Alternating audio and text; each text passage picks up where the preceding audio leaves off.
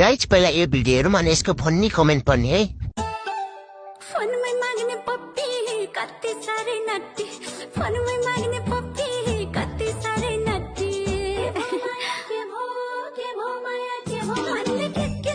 रुको जरा सबर करो। पता अंकल फोनमा भनेर अगाडि नै ल्याम्मै पप्पी खाइदिने। छोरा छोरी नाति नातिना सबले लाज मानिसके, बुढाबुढीले मानेन। पप्पी त फोनमा मागेको जस्तो लागेको थियो मलाई त। टाइम मुडमा आइसके, सब साइड लागा बच्चाहरू। गम्मै जुठो हालिदियो त अंकलले त। अंकलले पुरै परिवार छ भन्ने नै भुले जस्तो छ मोडमा आएर।